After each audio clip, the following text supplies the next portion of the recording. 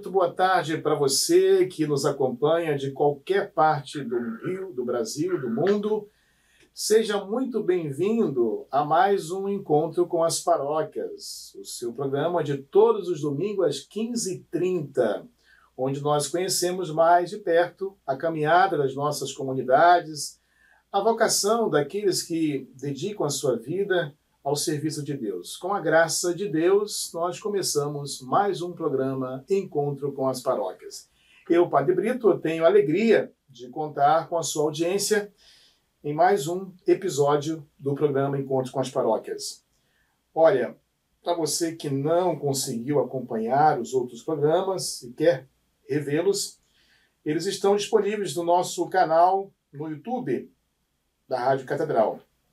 É só acessá-los. Também temos o nosso Instagram, @Encontro com as Paróquias. Repito, @Encontro com as Paróquias. Nos sigam e também compartilhem o nosso programa.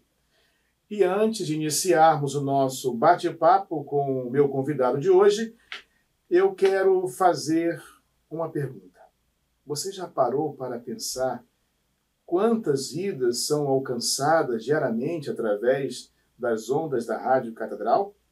Pois é, tudo isso só é possível graças a Deus e a você, ouvinte, colaborador mensal com a nossa Rádio Catedral. Você é fundamental para que essa evangelização alcance ainda mais pessoas. Nós agradecemos de coração, imensamente, a sua amizade e fidelidade. Continue conosco e ajude a espalhar muitas bênçãos. Torne-se um amigo da rádio. Entre em contato com o telefone 3231-3567 e faça parte dessa missão com a Rádio Catedral FM. Hoje eu recebo no programa o diácono Eduardo Silva. Ele é assessor eclesiástico, adjunto do setor universitário do Vicariato para a Educação. Ele exerce o seu ministério na Basílica da Imaculada Conceição, em Botafogo. E além de ser escritor, palestrante, é graduado em História. No dia 10 de maio, às 8h30, ele será ordenado sacerdote na Catedral Metropolitana do Rio de Janeiro. Seja muito bem-vindo, meu amigo diácono Eduardo. Muito obrigado, Padre Brito. Uma boa tarde aos nossos ouvintes que nos acompanham. Me sinto honrado, uma grande alegria poder participar do programa, do qual sou também um ouvinte e acompanho.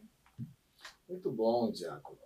A gente tem algumas perguntinhas aqui, umas curiosidades sobre a sua vocação, né? Sim. E, claro, também sobre o seu trabalho na Arquidiocese. Esse bate-papo é justamente para a gente se inteirar um pouco sobre a sua vida, sua vocação, sobre a sua missão na Arquidiocese como um grande vocacionado, né? Já se preparando para o sacerdócio. A primeira pergunta, meu caro amigo, diácono, como é que foi o seu processo de discernimento vocacional? A minha vocação, Padre, ela surge justamente no contexto da paróquia, né? Principalmente ali a partir do início da adolescência, quando começo a participar das atividades da paróquia assim, com mais assiduidade, e aí vou receber o sacramento da Crisma, né?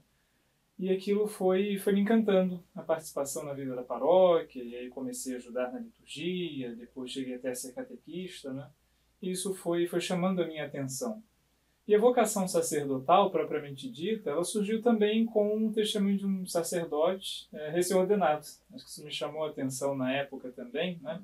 A paróquia estava recebendo, então, um novo pároco, que era recém-ordenado, chegou ainda como diácono transitório, assim como eu sou. E aquilo me chamou a atenção, como ele, jovem, né, escolheu aquilo para a vida dele. E eu estava ali já na adolescência, com 16, 17 anos, também já pensando, né, no que seria, no que fazer. E aí comecei a me perguntar por que não colocar padre também na lista de coisas, de possibilidades, né, para a minha vida. O que chamou a atenção nele, que você viu que despertou a sua vocação, confirmou ali a sua vocação sacerdotal? Acho que foi justamente esse fato da entrega de vida, né? porque eu estava acostumado ali com o padre da paróquia, né, e tudo mais, mas de repente chega alguém recém-ordenado, jovem, que escolheu aquilo, né, aquilo me chamou muita atenção, assim, né. E aí depois todo o dia a dia, né, seja a celebração da liturgia, mas ver que o padre também é aquele que vai aos hospitais, que vai aos cemitérios, né, para fazer os sepultamentos. É a missão do sacerdote. A missão do sacerdote, né? À medida que o padre também foi percebendo que poderia haver uma vocação em mim, ele foi me convidando para esses momentos, para perceber que o padre era sacerdote no altar, mas também nesses outros momentos. Visita às famílias, ir aos cemitérios, né, levar a unção aos enfermos. Isso foi me cativando, né? Foi te cativando e, assim, eu acho que em meio a esse sendo cativado para a sua vocação, para entrar para o seminário, ali existiu um ponto muito forte, eu imagino, e com certeza, a oração. Sem dúvida. Acho que o convite dele, o primeiro passo foi a oração. Você viu um homem que reza, né? Sim, com certeza. Isso lembrou de um ponto interessante, né? Foi aí que eu comecei a conhecer e a gostar da liturgia das horas, por exemplo, né? Muitas vezes o padre chamava a mim, a outros também que estavam ali próximo, para rezar com ele a liturgia das horas, e isso foi me... É importante a gente tocar nesse assunto da liturgia das horas. O ouvinte quer saber um pouco o que é a liturgia das horas, né? Na nossa Igreja Católica Apostólica Romana, claro que existe também, eu penso que aqui também tem outros ouvintes, pode ser que não seja a nossa igreja, né? É importante essa oração, a liturgia das horas, o que seria? E mesmo entre os nossos fiéis católicos, muitas vezes é desconhecida. É desconhecida. Né? A liturgia das horas é a oração oficial da Igreja, né? Que é baseada sobretudo na oração dos salmos. E a Igreja, ao longo de todo um dia, santifica o dia através dessas horas, que a gente chama as horas canônicas, né? Então a Igreja nos convida a rezar de manhã com as laudes, depois ao longo do dia com as horas médias, né? Às 9, ao meio-dia, às 3 da tarde, a louvar a Deus no fim da tarde com a oração das vésperas, e louvá-lo também até antes do nosso sono, né, com a oração das completas. Então, ao longo de todo um dia, do nascer ao pôr do sol, a Igreja nos acompanha com a oração da liturgia das horas. Dormir em paz e acordar em paz. E acordar em paz, justamente. A gente pede isso a Deus, né? Bom, Diácono, uma outra pergunta interessante é sobre a sua caminhada até aqui. Certamente foi marcada por muitos desafios, mas também alegrias, né? Claro. Agora, qual foi o maior aprendizado que você teve durante esse percurso, né? Até aqui, agora, como diácono, né? Está se preparando para o sacerdócio. Sem dúvida alguma, acho que o grande aprendizado que me aconteceu foi essa confiança na ação da graça de Deus. Em todos esses momentos, a gente muitas vezes vai se deixando se levar por certas preocupações, né? Então, quando a gente começa a pensar na ideia da vocação, mas como isso vai acontecer, né? Depois quando a gente entra no seminário, nossa, mas como é que eu vou? É uma outra realidade, viver em comunidade, a disciplina, tudo mais, né? Depois também, um pouco antes da ordenação diaconal, nossa, mas como é que vai se assumir, né? O sacramento da ordem, agora está chegando a ordenação presbiteral. Mas ao longo desses anos eu fui percebendo em mim, e ainda estou nesse processo, né? Dessa maturidade da confiança na graça de Deus. Não são os nossos esforços, pura e simplesmente, né? Que vão dar as respostas, ou que vão alcançar os êxitos. Mas é a confiança na graça de Deus, de que a nossa ação, pequena, muitas vezes fraca, ela vai ser elevada pela graça, né? Então, olhando todo esse histórico, os 8 anos de seminário, esses meses de ministério, eu já fui percebendo isso. Não são tantos meus esforços, eu não faço muita coisa. A graça de Deus age em coisas que eu nem imaginava, né? Em ações que são muito pequenas minhas, mas depois eu vejo Deus agiu ali de alguma forma para o bem do outro, né? No caso do exercício do ministério, para a minha própria santificação, através da vocação. Então, acho que foi isso que eu aprendi, tenho aprendido ao longo dessa caminhada. Confiar mais na graça de Deus e muito menos em mim. Né? É o cuidado de Deus, né? Sem dúvida. A providência dele age em tudo. Né? Ele vai agindo, vai mostrando o caminho, vai... E um grande desafio até agora que você teve na sua vocação, você lembra? Bom, ao longo de todo esse tempo, né, a gente vai encontrando, sem dúvida, muitos desafios, né, nessa correspondência à graça divina, à ideia da vocação. Mas à medida que a gente vai caminhando, né, a gente vai percebendo que Deus vai nos ajudando. Né? Então, eu costumo dizer, eu não tive grandes crises assim no seminário. Né? Acho que eu fui um pouco preservado por Deus. Né? mas eu acho que pequenas, assim, talvez certas dificuldades, certos cansaços, muitas vezes, né? É bom tocar nesse cansaço, Uhum. o diácono, porque o cansaço começa no seminário, né? É verdade. Se a gente não tomar cuidado, né? Senão, Seja pelo ativismo, seja por muitas vezes se deixar levar, né? Pelo cansaço. E depois isso é perigoso, porque pode chegar ao sacerdócio, né? Sim. E aí o cansaço dos sacerdotes, né? Imagino isso, eu como sacerdote também percebo isso muitas vezes. Sim. Aquela noite escura, mas é preciso acreditar no amor de Deus, né? Sem A dúvida. graça que vem, socorre, né? Importante, né? Sim. Como... Também o cansaço pode ser um trampolim para a graça de Deus, né? Lembrarmos lá, como diz a estrofe da barca, né? O nosso cansaço, os outros descansam. Perfeitamente, né? isso mesmo. Então, bem lembrado. Nos momentos que o cansaço pesa, a gente lembrar que aquele cansaço, na verdade, está servindo de bem para um outro. Deus sabe por quê, né? Justamente. Tem ali todo o caminho do nosso Senhor, né? Sim. Bom, diácono, você sempre sentiu o chamado ao sacerdócio desde a sua infância ou foi algo que foi amadurecendo ao longo do tempo? Claro que você já falou alguma coisa aqui que a gente entendeu já, mas vamos reforçar sobre essa pergunta agora, é interessante. Começou na infância ou ao longo do tempo, assim, foi amadurecendo? Como é que surgiu tudo isso? Eu fui amadurecendo mais ao longo do tempo, né? Acho que na infância, assim, não pensava. Não fui daquelas crianças que brincou de missa, né? Porque é verdade. Eu brinquei. Olha só. Então, eu não fui das crianças que brincou de missa, embora você tenha frequentado a igreja desde Mas a experiência criança. de cada um, né? Sim. Mas desde criança, ia à missa dominical, né? Sempre tive, por exemplo, os meus pais me levavam, mas sempre tive o testemunho também muito forte dos meus avós, né? Então isso para mim sempre foi a presença da igreja, sempre foi uma presença, né? Mas a ideia da vocação sacerdotal mesmo surgiu, como eu falava, no momento em que eu comecei a participar mais da vida da paróquia, ajudando em pastorais, participando ali com jovens, né? E isso que foi me encantando na ideia do serviço à igreja, né? Que até então não era uma coisa, não havia despertado para isso, e a partir daquele momento fui despertando. Como é que a sua família, família e amigos, claro, né, mais próximos, reagiram quando você decidiu seguir ali a vocação sacerdotal? É sempre uma surpresa. Eu não sei, acho que meus pais não foi tanta surpresa, porque já havia um processo de aproximação, né, com a igreja. Uma família religiosa, né? Estava mais frequente na igreja, mais perto, né? Então via um certo crescimento nesse sentido. Mas sim, sempre alguma surpresa, até porque eu entrei no seminário justamente logo depois de terminar a faculdade, né? Ainda nesse processo, terminei ensino médio, fiz faculdade, né? Fiz a faculdade de História. E aí, no fim da faculdade, no último ano da faculdade, comecei a fazer os encontros vocacionais, que eu já tinha feito antes, né? Já tinha feito, por exemplo, GVA lá em 2013, quando ainda tinha 17 anos. Mas como aí dei continuidade à faculdade, aí eu, né, não dei continuidade no encontro vocacional, mas aí no último ano da faculdade já tinha isso mais amadurecido, né, já com a direção espiritual também. E imediatamente conversei com meus pais, né, falei que estava fazendo encontros vocacionais, que pensava em entrar no seminário, acolheram com muita alegria, como apoiam até hoje, né, sempre muito receptivos. Mas fica surpresa, às vezes, dos amigos, né, da faculdade, por exemplo. Né? Nossa, mas você está se formando agora e já vai engavetar o diploma e vai seguir uma coisa totalmente assim, né? Porque, para quem está de fora, parece uma coisa do outro mundo, né? Parece que a pessoa vai morar na Lua.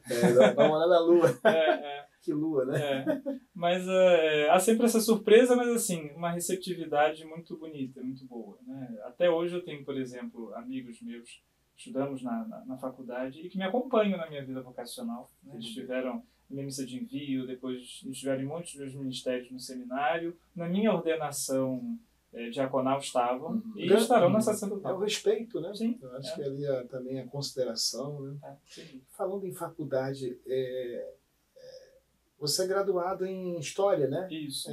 E como é que esse conhecimento contribuiu para a sua missão na igreja, no seu ministério pastoral, né? Na sua vida mesmo, como diácono hoje na igreja, como seminarista? foi bom? Contribuiu bastante Sim, nessa sim. sua história? Antes de tudo, a história contribuiu para mim mesmo, no sentido de que o que cada vez mais foi me aproximando da igreja foi também gostar de história, né? Eu lembro que desde da adolescência sempre muito curioso, né? E à medida que ia descobrindo coisas acerca do caminhar da igreja, ia percebendo que aquilo só podia ser divino, né? Toda a história da igreja é muito bonita, né? Ver como a barca de Pedro no meio da tempestade do mundo, às vezes parece até que vai afundar, mas nunca afunda, né? Sempre conduzida por Cristo. E aí, então, depois que entrei no seminário, agora já ordenado, tem me ajudado também em muitas outras funções que às vezes acontecem, né, de poder ajudar na arquidiocese. No meu caso, por exemplo, da pastoral universitária, por certa experiência, por ter sido universitário, né, fui universitário de uma universidade federal, então aí, ainda como seminarista no último ano, no 4º ano de teologia, o assessor eclesiástico da pastoral universitária, o padre Douglas, pediu essa ajuda, e aí depois que eu ordenei diácono, o Doureni resolveu então nomear como adjunto, né, da pastoral universitária, e também outras questões relativas à história, né? Então às vezes escrevo alguma coisa ali no testemunho de fé, né, sobre algum aspecto da história da igreja, até da arquidiocese. Tem o quinquênio jubilar também. Isso, né? É importante a gente tocar nesse assunto. O quinquênio jubilar. Fala pra gente um pouco. Olha, os ouvintes querem ouvir, hein? Querem, claro, querem ouvir. Isso é redundante. Os ouvintes querem participar do quinquênio, né? É uma série de celebrações, né, que nós estamos vivendo na vida da nossa arquidiocese, que se centram sobretudo no aniversário de criação da nossa circunscrição eclesiástica, né, primeiro como prelazia do Rio de Janeiro, em 1575. Portanto, esse ano, em julho, faremos o aniversário, né, da criação da prelazia do Rio de Janeiro. Em 1676 foi criada a Diocese do Rio de Janeiro. Então, ano que vem também tem a celebração do aniversário da criação da Diocese. Né? Tudo isso, então, fez com que o nosso cardeal criasse uma comissão que pudesse organizar uma comemoração, um jubileu arquidiocesano, né? Dessas comemorações tão importantes, ligadas a outras comemorações também. Né? Esse ano, por exemplo, temos os 70 anos do Congresso Eucarístico Internacional, de 1955. Esse ano também a criação do CELAM, o aniversário da criação do CELAM, que foi criado aqui no Rio de Janeiro, também 70 anos.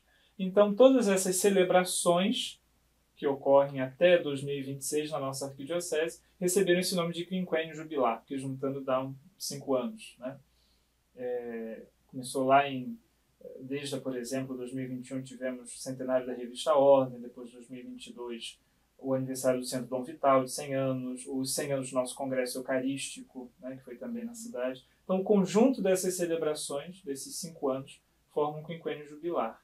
E a gente está ajudando aí como pode, junto também com uma comissão muito interessante, né, que tem feito um trabalho muito bonito. Hoje a comissão são quantos, mais ou menos, essa comissão? Bom, somos mais ou menos, talvez, por juntar todas umas 10 pessoas. Né? Aí cada um no seu setor, né? Isso. Você, no caso, cuida mais de quê? Sobretudo, a gente tem feito uma pesquisa acerca da parte de documentação, né, que é muito importante. Né? Então, na verdade, eu tenho mais ajudado, assim. Tem, por exemplo, o Padre Heraldo está fazendo um trabalho interessante. Pesquisador, né? O Padre Heraldo, que é vigário lá na Basílica da Imaculada, fazendo um trabalho, por exemplo, de recolhimento das bulas, dos documentos importantes dessa história. E eu, no que posso, vou ajudando ali com ele nesse sentido. Padre Heraldo é vigário da Imaculada Conceição, sim, né? Sim. Você está exercendo lá agora o seu serviço como diácono na Basílica Imaculada Conceição. E passa um pouco para a gente sobre os momentos mais marcantes lá que você está vivendo, suas experiências, né? A experiência como diácono na sua vida pastoral, na sua vida de oração também, lá naquela igreja. Sim. A experiência ali na Basílica tem sido muito importante. Né? Eu fui muito bem recebido desde o início. Né? Nosso pároco, o padre Marcos Willer, né? Que já figura também aqui presente na rádio, né? Já conhecia da época do seminário, foi meu professor na filosofia. Eu também. Olha só. É porque ele começou muito jovem, tá, gente? É verdade. E também o Padre Heraldo, né, que está como vigário paroquial, me receberam assim muito bem. E todos os paroquianos de forma geral, né? E a Basílica assim me encanta, né? Seja pela devoção à Imaculada Conceição, que é muito forte, e que sempre foi uma devoção muito pessoal minha também, né? E a devoção também à Venerável Odatinha, né, cujo túmulo está ali na paróquia também. É importante tocar nesse assunto, né? Então há um grande fluxo de fiéis ali que vai para visitar o túmulo da Venerável, né, junto com a devoção à Imaculada Conceição. Então tem sido assim, um trabalho muito interessante para mim. Nesse ano jubilar? Justamente. Né, como o senhor lembrou, então a Basílica é uma igreja jubilar. Tem sido momentos muito bonitos, muito fortes, né? Uma vez por mês há uma grande celebração jubilar lá na Basílica, um sábado por mês, né? Onde temos as confissões, né? Os sacerdotes atendem as confissões durante toda a manhã. Junto com isso temos a oração do terço, tem a adoração ao Santíssimo Sacramento, catequese e conclui com a missa, né? O momento áureo da manhã jubilar. Tem sido momentos muito bonitos, né? O nosso próximo agora vai ser no dia 5 de abril. Bom, caro ouvinte, nós estamos conversando com o diácono Eduardo, que exerce a sua missão, né? Faz seu serviço na Imaculada Conceição, tem seus trabalhos aqui, ajuda na Arquidiocese, né? Como historiador. Esse programa que você está ouvindo agora, ele está apresentando para você toda a história, todo o caminho do diácono Eduardo. Então, a gente passa agora a entender um pouco sobre o diácono que está graduado em História, já falamos, claro, e escreve um artigo aqui no Testemunho de Fé, né?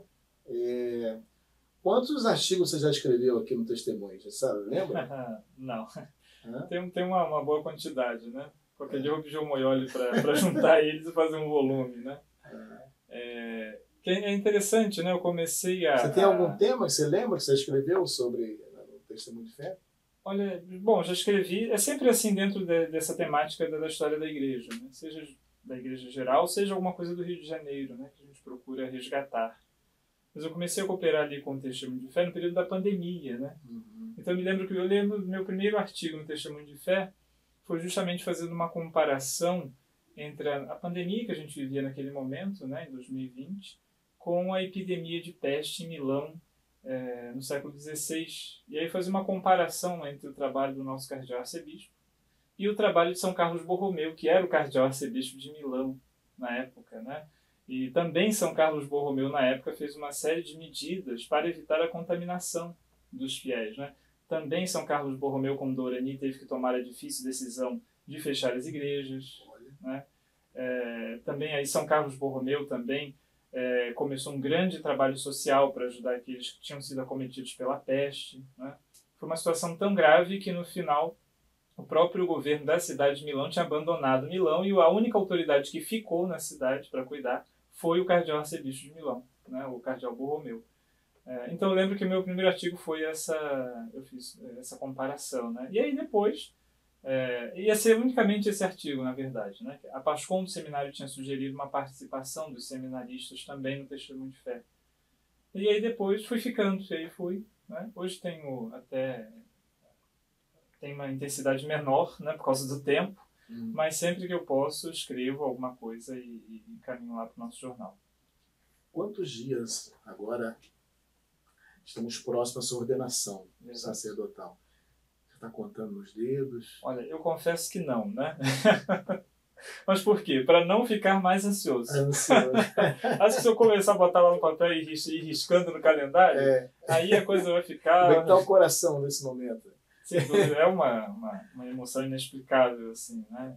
Desde a quarta-feira em que foi anunciada a aprovação, né? Foi no seminário, né? Foi no seminário, na festa de São José, né? E aí comecei também a fazer os convites oficialmente na missa da paróquia, né? E agora eu vou começar a visitar também um pouco as paróquias que eu passei para fazer o convite presencial. Isso, cada vez mais, né? A gente fica... um sentimento muito interessante, né? Sobretudo pelo sentimento de gratidão que a gente vê nas pessoas. As pessoas vêm assim agradecer a gente pela vocação. Eu acho isso interessante. Nossa, mas não sei, não tem nem tanta... como responder isso? Não tem como responder, né? A ação da graça de Deus, assim. A grande resposta está ali, está com eles, né? Sem dúvida alguma. A grande gratidão, saber. Obrigado, Senhor, porque eles percebem em mim uma vocação. O sentido e a razão do ministério, né? O serviço a Deus e o serviço ao povo de Deus. Essa proximidade de Deus, né? Em cada um de nós, né? Deus se aproxima, né? Sim. Em nós. É. Olha que interessante. Frágeis instrumentos, mas que ele se usa ali de forma poderosa. E o que essa nova etapa aí que se aproxima da sua ordenação representa para você?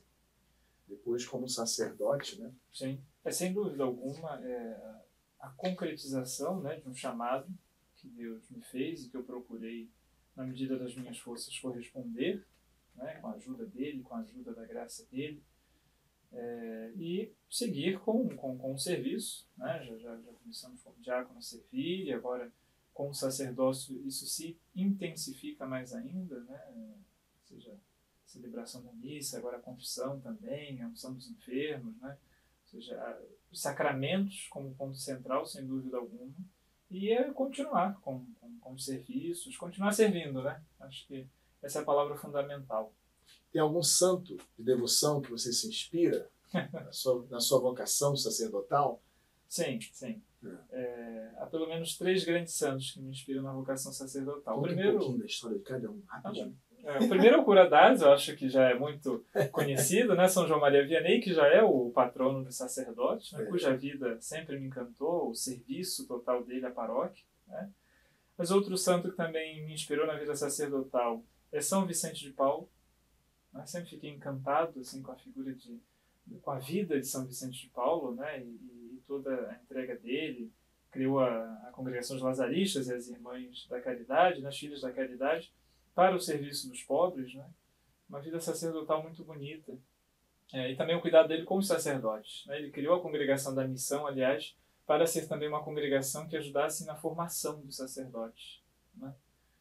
E um terceiro santo que também sempre me ajudou muito, sobretudo na parte da oração, da vida espiritual, Santo Afonso Maria de Ligório, né? Olha. Que foi um modelo sacerdotal também, depois se tornou bispo, né? E fundador da Congregação dos Redentoristas, né? Congregação do Santíssimo Redentor, e cuja vida também sempre me encantou, e os escritos dele, né? Pela vida de oração, né? Ele tinha um apego muito grande à oração, né? Quem reza se salva, quem não reza se condena, né? A famosa frase dele, e do amor a Jesus Cristo, né? Essa é uma das obras dele, que eu acho que eu já li, assim, o meu volumezinho lá já está gasto, de tanto que leio e releio, né? Todos os anos no seminário, no Retiro Canônico, eu reli a obra dele, A Prática do Amor a Jesus Cristo. E o amor a Maria, né? Sim, as glórias de Maria. Nossa, né? Glória de Maria. Belíssimo. Ensina muito sobre Nossa Senhora. Então, esses 3 grandes santos, para mim, são 3 grandes modelos sacerdotais. Mas tem uma santa aí que você falou, que você está apaixonado por ela, porque agora mesmo você está, inclusive, ajudando o Padre Brito, lá no Botafogo. É verdade, o Padre Brito, grande amigo. Tá lá, você está ajudando lá, tem a Escola de Fé, toda quinta-feira, não é isso? Vamos fazer uma propaganda aqui, né? Você está se sentindo muito bem lá? Como está? Sim, né? Passando um pouco sobre os 100 anos da canonização. Santa Teresinha, né? Mais um jubileu aí, né? Mais um jubileu, né? Sim, sem dúvida. Santa Teresinha, para mim, sempre foi uma grande amiga no céu, né? E a proximidade até com a paróquia ali, né? Porque todos esses anos do seminário, todo dia 1º eu ia lá, né? Sempre pedia liberação do seminário, olha, posso ir lá na paróquia Santa Teresinha, né? Tive até a graça, né, comemorei um mês da minha ordenação diaconal lá, né, porque fui ordenado dia 1º de setembro, e aí no dia 1º de outubro estava lá, né, na missa solene como diácono. Fui justamente agradecer a tantas graças, a tantas rosas que Santa Teresinha foi me dando ao longo desse tempo da vocação, né? E fiquei muito feliz quando o senhor me convidou para esse momento da Escola de Fé, né, um momento em que a paróquia se reúne às quintas-feiras, né, após a Santa Missa, ali por volta das 19 horas, e tenho procurado a cada quinta-feira trabalhar um pouco algum aspecto de Santa Teresinha, né? Já falamos da espiritualidade do Carmelo de maneira geral, conversamos já sobre a própria Pequena Via, os detalhes acerca do que seja a Pequena Via de Santa Teresinha, né? Amanhã a ideia é que a gente converse um pouco sobre Santa Teresinha nos amanhã na quinta-feira. Amanhã isso, perdão. Na quinta, né? Já conversamos sobre os documentos pontifícios, né? O que os papas têm a dizer sobre Santa Teresinha, né? Então são uma série de aspectos preparando esse grande jubileu da canonização 100 anos da canonização de Santa Teresinha, que vamos comemorar no finzinho de maio. Dia 17, você já será sacerdote. Justamente. Deus quiser, com a graça de Deus. E você vai presidir, então, a Santa Missa dos 100 anos da canonização. Ganhei esse presente também do reverendo pároco de Santa Teresinha em Botafogo, de celebrar esta Santa Missa pelos 100 anos da canonização. Né? Então, ali é um sábado, será uma alegria, né, encontrar também os nossos ouvintes lá. Bom, para finalizar o nosso programa de hoje, só mais uma perguntinha. Depois a gente encerra mesmo, para valer, né? Existe uma passagem bíblica, uma frase que você quer deixar como mensagem hoje, aqui para os ouvintes? E também pode citar um livro que você pode... Vamos citar um livro também para os ouvintes, né? Sim, sabe. De toda a Sagrada Escritura, né, que é a condutora da nossa vida, né, a luz dos nossos passos, mas sem dúvida sempre me encantou muito uma passagem de Nosso Senhor, né, no Sermão da Montanha, uma pequena parte, que é justamente quando Nosso Senhor fala, né, do pedir e recebereis, né, e aí Nosso Senhor fala pedir e recebereis, e eu lembro também da carta de São Tiago, diz, muitas vezes não conseguis porque pedis mal, não sabeis pedir, né? Nosso Senhor diz, pedir e recebereis, vos será dado uma medida boa, transbordante, sacudida, recalcada, será colocada no vosso colo, né? Ou seja, uma boa medida da graça de Deus. Se soubermos pedir, Deus será generoso, né? Então, acho que essa é uma boa mensagem para os nossos ouvintes, né? Saibam pedir a graça de Deus naquilo que necessitam, né? E vos será dado uma medida boa, transbordante, como diz Nosso Senhor no Evangelho, né?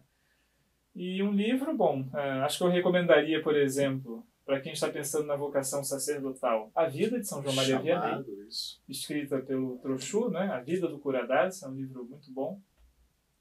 E, bom, um livro que eu recomendei aí nosso último encontro jubilar, lá, quando estava dando a catequese, quando estava com as pessoas, estava relendo um livro que eu já tinha visto no seminário, que é Os 5 Pães e 2 Peixes, do Cardeal Vantuan, que é também uma bela história de entrega sacerdotal numa situação tão difícil, né? Um homem que foi preso, passou por uma série de perseguições, mas que soube entregar tudo a Deus. Muito obrigado, Diácono. Uma alegria de ter te recebido aqui no programa Encontros com as Paróquias.